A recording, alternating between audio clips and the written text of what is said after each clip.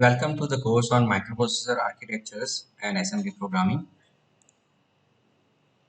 In this session, students will learn interfacing microprocessor with memory and some silent features of 8086 architecture.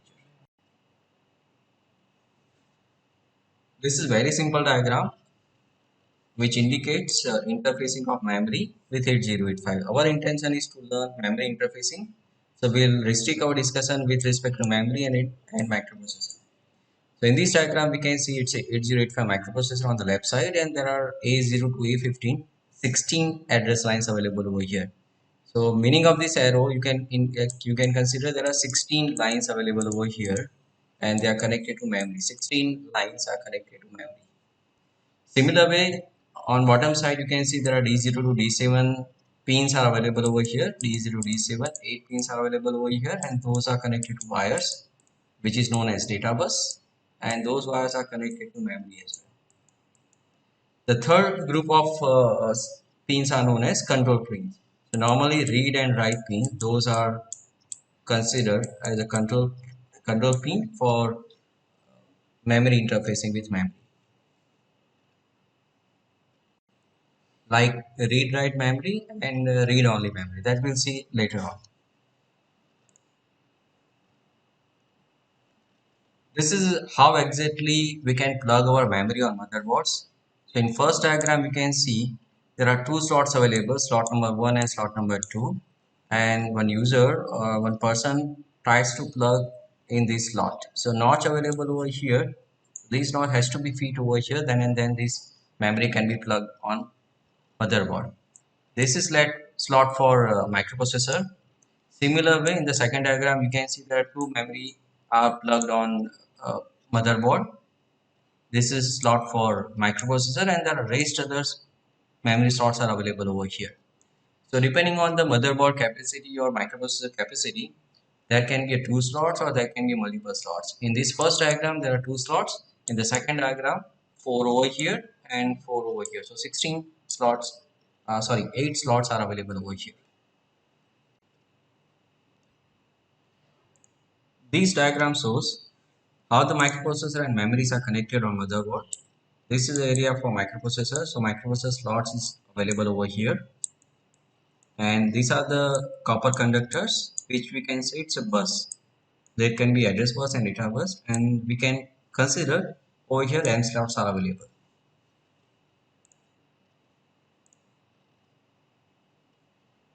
Let's see how exactly the memory is formed. In this diagram, we can see this is 4-bit register. 4-bit in the sense it can store 4-bit of information, first bit, second bit, third bit, and fourth bit. These are the in arrow which transfers data on these registers, and this is out arrow which takes data from this 4-bit register. This is write pin, enable pin, and read pin. The meaning of this bar, it indicates it's active low. Active low in the sense if write pin goes low, then and then it can perform write operation. So that's meaning of active low. But for simplicity, I'll speak whenever write pin goes high or whenever write pin goes active. So you must have to understand it's equivalent to that the we want to perform write operation. Now let's see what is inside of each and every bit, how the bit is formed, what to do perform read operation, what to do perform write operation. This is simple diagram of one bit which is made of D flip-flop, and these are the pins of D in, enable pin, and D out pin. So D flip-flop is capable to store 1 bit of information. So we can assume that it stores either one or 0 over here. This bit, it's a storage unit, and it can store either 1 or 0. So if we provide 1 over here, it will store 1. If we provide 0 over here, it will store 0. If you look at from the output point of view, so this storage unit is connected to out pin. If we connect this, and if you measure with voltmeter, if it is 1 is stored over here, we will get 1. If it is 0, we will get 0 over here. So in this diagram, in this D flip-flop, it's uncontrolled way of in and out. There is no controlling of in and there is no control of out. So if we provide 1 over here, it will store 1. If we connect wire over here, you will get 1 over here. So it's an uncontrolled way of in and out. So next diagram, let's see how to control it in and out. So first we'll see how to control out. So it out, this is tri-state buffer is given over here, and this is read pin, it's active low. If whenever read goes active, this activates this tri-state buffer, and consequently whatever stored over here, either 1 or 0, it will be transferred on this D out pin. So the result of D out will depend on this status of RD. If RD is active, this triggers tri-state buffer, and subsequently it transfers either ones and zeros to this D out pin. So we can say this RD pin controls output pin. The similar way, let's see what happens. How can we control to input pin? In this diagram, we can see the D in is connected to tri-state buffer, and right pin is also connected to tri-state buffer. Means if right pin is active, then and then whatever data is available on D inside, either 1 or 0. Let's say it's a 1 available over here, so it will store 1 over here. To store 1, D in must have either 1 or 0, and right pin must be active. Then and then it stores data into this storage unit. Till so far we have discussed about only one bit of information. Now let's see what happens. We want to store information in multiple bits. So this is a case of only one bit, and we want to discuss about 4-bit registers and how this read pin, write pin, and enable pins are connected to this 4-bit register.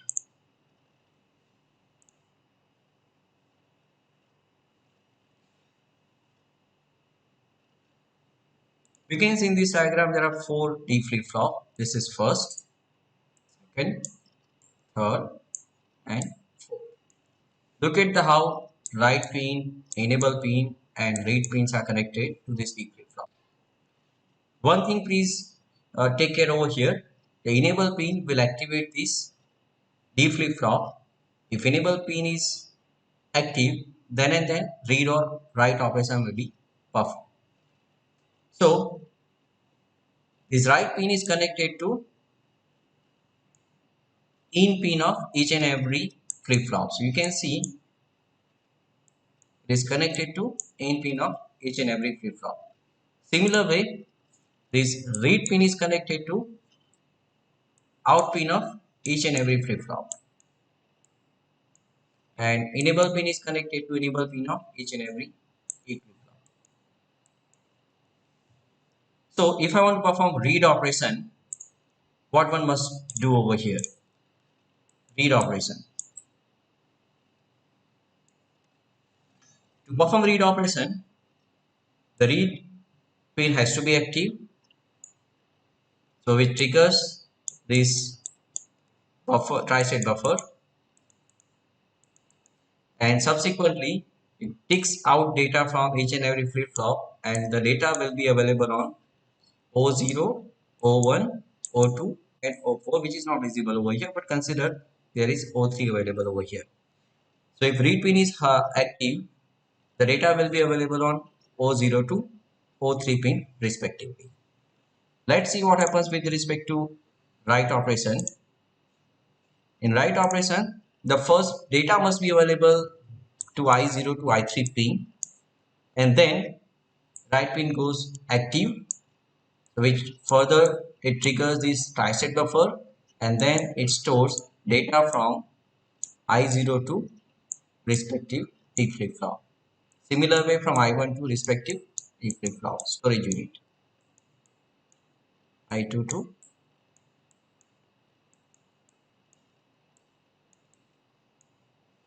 so what is the difference over here with respect to read and write we have measured? If you have observed, to perform read operation, we can trigger the read pin, and we will have a data available on O0 to O3 pin. But to perform right operation, what we must have before performing right operation, the data must be available on I0, I1, I2, and I3 pin. Then and then it transfers data from this pin to storage unit of D flip flop. So this is prerequisite of right operation. The data must be available to all these I pin, input pin. This is very detailed view of 4-bit register. Let's go some abstract level. We can consider this is abstract level of 4-bit register. So this is a 4-bit register and it is connected to input buffer. As it is 4-bit register, 4 pins are coming out from input buffer and it is connected to 4-bit register. Similar way, there is output buffer and there are 4 pins coming out from register and it is connected to output buffer. From output buffer, there are 4 pins which are connected to O0 to O3 means output lines. Similar way, I0, I1, I2 and I3, they are known as input pins. So instead of putting this tri-state buffer at every input of this D in pin, what we can do, we can create one input buffer kind of chip and tri-state buffer will be placed over here. Whenever this right pin is active, the data will be from input pin will be available to output pin and it will be stored into register. But for write operation, please keep in your mind enable pin must be active. Then and then the data will be placed into specific register. We will see in the next slide how the enable pin will help to transfer data in specific register. This is a case of only single register. So enable pin is not necessary in this case. But if there are multiple registers, we must have to have enable pin. So we can say more abstract view. This is what you have learned. 4-bit register, right functioning of write pin, enable pin, and read pin. These are the I0 to I3 and these are O0 to O3 pins. Input pins and output pins.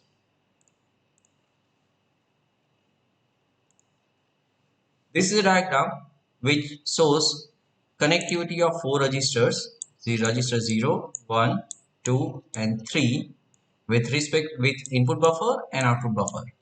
You can see this read pin is connected to output buffer, write pin is connected to input buffer and the length of each register is 8-bit now, I0 to I7. The previously we have gone through only one register, now we have scale up. Instead of one register, we have put over here 4 register. So how to differentiate among all these 4 registers if I want to perform write operation and those data goes to very specific register, either register 0 or register 1, register 2 or register 3. To transfer data to specific register, I told you in the last slide that enable pin is required, will help you a lot. So this is enable pin of register 3. Similar way, the rest of the register is having enable pin. The combination which triggers this pin is 0, 0, 0, 1, 1, 0 and 1, 1. Means if A0 and A1 combinations are 0, 0, this last pin goes high, which enables this register C0. Register 1, register 2 and register 3, they are in disable position. So whatever data available in input buffer, those data will be stored into register 0 only. As register 1, 2 and 3, they are not enabled, they are disabled. That's why they will not store data, but they will retain the previous stored data. But register content of register 0 will be updated because the enable pin is active. To facilitate to store data on specific register, we need this 2 by 4 decoder. 2 by 4 decoder meaning is it has 2 inputs and 4 outputs. And we know very well in decoder, based on the combination of input, any one pin of output line goes high. It is not possible that multiple pin goes high. So it ensures that only one register will get updated. Let's go ahead. Look at from chip point of view, memory chip point of view. These are the two memory chip. This is the dimension of or size of memory. It's a 4 by 4. It's a 4 registers and each register is of 4 bits. This is similar way 4 by 4 registers. So these are the two memory memory bank 1 and memory bank 2. This is very simple diagram which indicates how can we make 8 bits of register out of these 4 by 4 two memory banks. So you can see over here I0 to I3, I4 to I7, these pins are connected to 4 by 4 memory banks. And similar way O0 to A7, they are connected to memory banks. A0 and A1 goes to 4 by 4, definitely there has to be decoder over here. So please consider decoders are connected over here, and then it activates and enables any one of the registers. Subsequently, write operation will be performed, and if we want to perform read operation, it will take out data from any one of these registers and it will be stored into this O0 to O3 and O4 to O7. So this is another way how can we form 8 bits of memory with using two memory banks. The next is this is memory of 8 registers. Registers are R0 to R7. This is read and write operation they have mentioned, and this is A0 to A2 pin. So 3 pins are connected. We must have to consider this is decoder. So if you go on abstract level, we don't need to draw a decoder, input buffer and output buffer. So this decoder, input buffer and output buffers are not mentioned over here, but you may consider they are inbuilt part of memory. This is how we can connect two memory banks using different address lines. This diagram is having two similar address lines, A0 and A1. Over here, it's A0 is A1 are connected to memory banks, but A2 is connected to memory bank with chip select line. So functioning of chip select line, it's similar to enable pin, but enable pin will activate specific register, and but this chip selection will activate whole memory bunch. Okay. So one more kind of triggering is placed over here, that is known as chip select line. So if A2 is active, so if A2 is active, this memory gets enabled. If A2 is inactive because of this NOT operation, this memory gets enabled. So we can see over here the address range for each and every memory banks over here. This A2, if it is active, so it's active low, that's why A2 is 0 over here.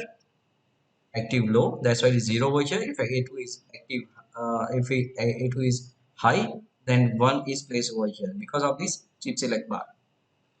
So whenever this A2 is 0, this chip gets activated. If A2 is 1, this chip gets activated. So we can see it's a 0, 1, 2, 3. The address 0 to 3 belongs to this memory bank, and 4 to 7 will belongs to this memory bank. This is another example how can we connect two memory banks with different address lines. We can see A0, A1s are connected to the first memory bank, A2 and A3 are connected to second memory bank. Similar way, A2 and A3 are connected over here, but we can see over here there is NOT operation and there is absence of NOT operation over here. So this chip gets active if A3 equal to 0. This gets active if A3 equal to 1. You can see over here the difference of A3. 0, 0, 0, 0, 1, 1, 1, 1. So address range for this chip is 0, 1, 2 and 3, and address range for this one would be 8, 9, 10 and 11.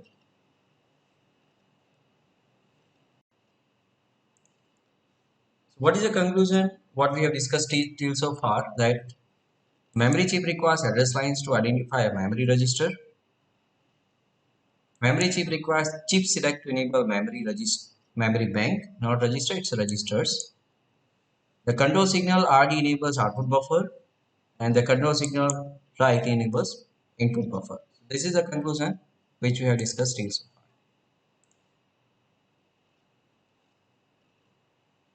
Next, we'll see how to interface this read write and read only memory. You can see this diagram. This is read write memory and this is read only memory. And you can see the read write memory is having chip select, read and write, whereas ROM is having only chip select and read pin. It doesn't have a write pin because it's a read only memory.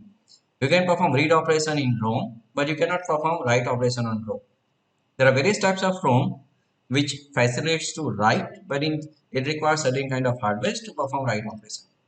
But with respect to this diagram, limits our discussion that this ROM is not, we cannot perform write operation over here. That's its manufacturing time. The data will be available into read-only memory.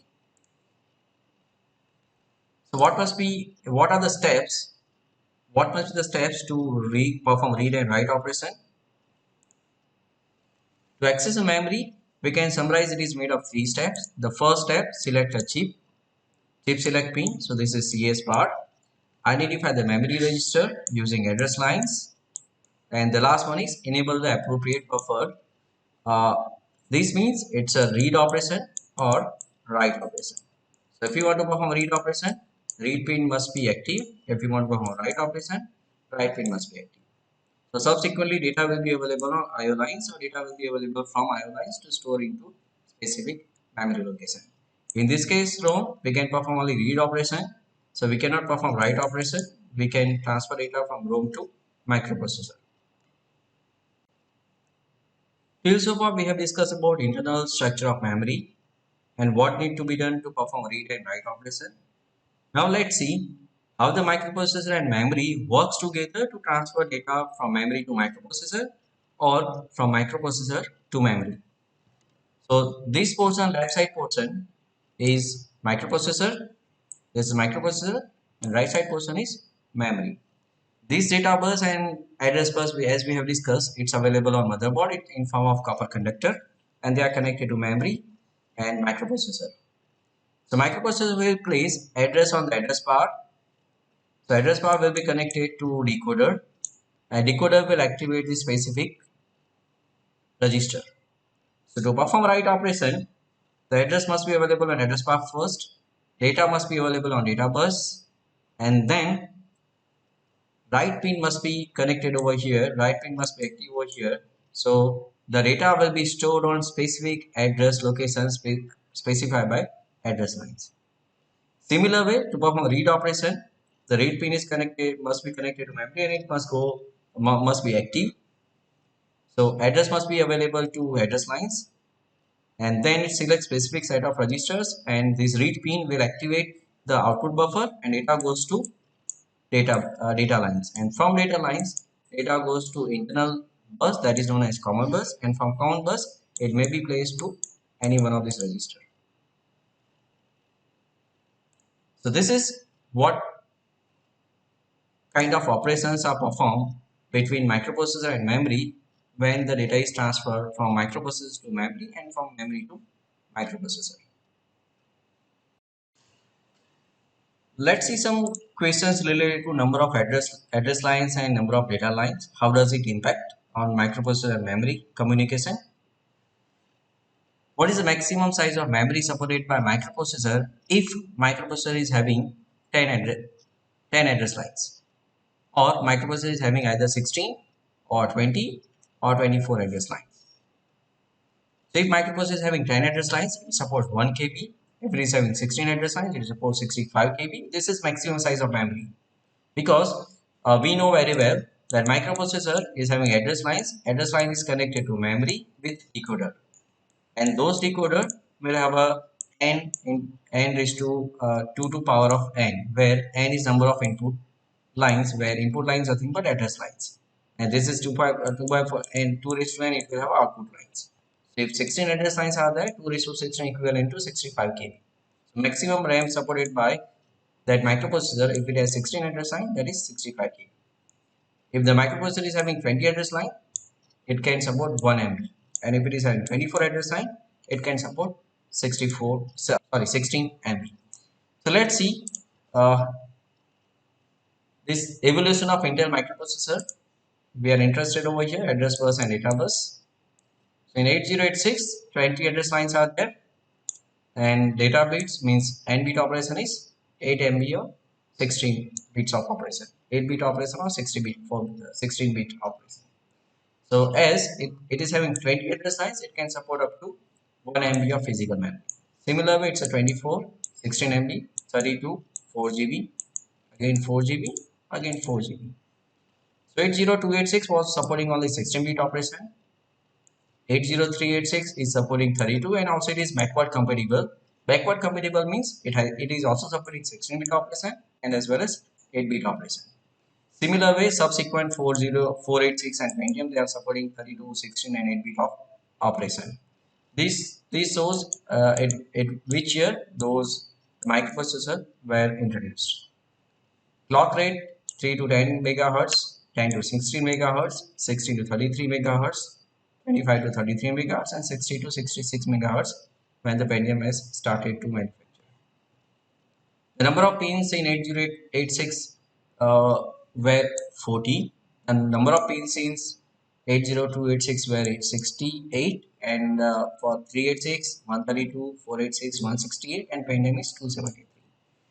The meaning of this one is the size of chip or the size of the chip gets expanded, because earlier 8086 was supported 40, now 80286 has to support 68 pins. So the dimension is also get changed. Over here it's a purely rectangle. 8086 was available in purely rectangle form, where the two sides are having a pins. From 80286 onwards, all the four sides it's available in square form, and all the four sides is having pins. So this is a diagram of, not diagram, it's an actual chip of 80286. As I told you, it's a square, and all the sides are having pins. Now let's discuss about salient features of 80286. Before discussing, let's see some models of 80286. These were the computers which was having 80286 as a microprocessor. These were the chips of 8086 and 8085 respectively.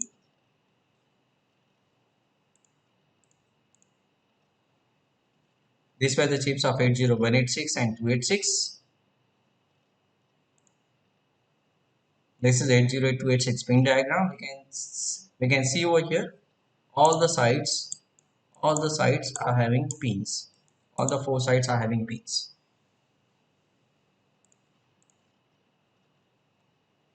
This is internal architectural diagram of 8085 and 8086. You can see its complexity is very less over here. Complexity, not complexity, but component it's very less over here. Over here, component gets increased. Over here, it's a single unit is available. Everything inside one microprocessor. Over here, everything is available in one microprocessor, but internal components of microprocessor are divided into two functions: bus interface unit and execution unit. Let's go to 80286 architecture. In 80286 architecture, it has four units. First one is address unit, which is known as AU. Second one is execution unit, EU. Third one is instruction unit, IU. And the fourth one is bus unit, BU. By the name itself, address unit is responsible to manage the addresses.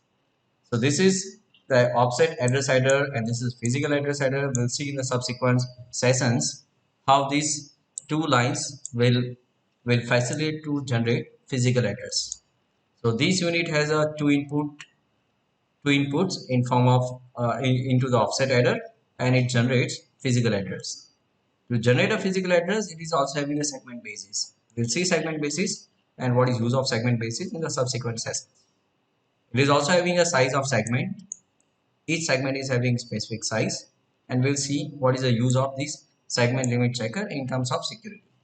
Security at microprocessor level, instruction execution point of view. The second unit is execution unit, which is responsible to perform or to execute instructions only. The execution unit contains ALU, arithmetic and logical unit. Inputs to the ALU comes from this address unit as well as from this instruction unit. Those goes to control unit, and one of the operand goes to available from address unit. ALU is having two operands. This is first operand, this is second operand. First operand comes from the register, second operand comes from this common bus which is connected to address unit, and data transceivers means it's a bus interface unit. So data will be available on bus unit from data lines to the data transceivers, and then it will be transferred on execution unit, and the second operand will be available to AL. Control unit will perform operation depending on the type of instruction that is decoded by instruction unit, and then after performing operation, ALU sends data to this common bus, and common bus, depending on the operation, from here it goes to data transceiver. From data transceiver it might go to memory, or it may go to address unit to regenerate address, to generate physical address from output of ALU. These registers are also connected to offset address. We'll see there are certain kind of offset registers are available. Those are stored over here. The third unit, the name itself, bus unit, indicates it manages bus. Buses means 24 address lines available in 80286, and 16 data lines are available in 80286. So this bus unit will transfer data from microprocessor to memory and memory to microprocessor. For that, it has address latches, prefetch unit, processor extension interface, bus control, data transceivers, 6-byte prefetch queue. This bus control will control all these operations 1, 2, 3, 4, and 5. It's a controlling of all these operations. Address latches will halt these addresses until and unless it is permitted by this bus control unit. So this acts as a latch. Address will be available, but it will not forward to address lines until and unless it is permitted by this bus control unit. Prefetch, so it stores instructions, predefined instruction well in advance, and it stores over here. Processor extension interface, if we want to have a more specialized processors for mathematical operations, then we can connect over here with these lines. Data transceivers, it's connected to memory, so you can see D0 to D15. Those 16 data lines are connected to data transceivers. So data can be placed to memory, data can be transferred from memory. Keep in your mind what we have discussed till so far. We have discussed about memory, that's why I'm using word memory. But these D0, D15s are also used to transfer data from and to IO devices. Then these data transceivers, if it is instruction will be signed over here, 6-byte prefetch queue, that is prefetched by this prefetcher unit. And if it is data will be available on this common bus. So this bus control unit will guides data transceivers that if it is instructions, forward to 6-byte prefetch unit. If it is data, forward to this common bus, and from common bus it goes to ALU to perform any operation. The last unit is instruction unit. 6-byte prefetch queue will store 6-byte instructions, and one by one it is available to instruction decoder. Instruction decoder will decode the instructions which is available in form of opcode, and then it stores over here. We can see over here 3 decoded instruction queue. It stores 3 decoded instruction queue. It holds over here, and whenever it is requested by the control unit of execution unit, those decoded instruction will be available to execution unit, and execution unit perform operation. So this is 80286 architecture and explanation of all the 4 units: address unit, execution unit, bus unit, instruction unit. The next section we will discuss about more features of 80286. Thank you.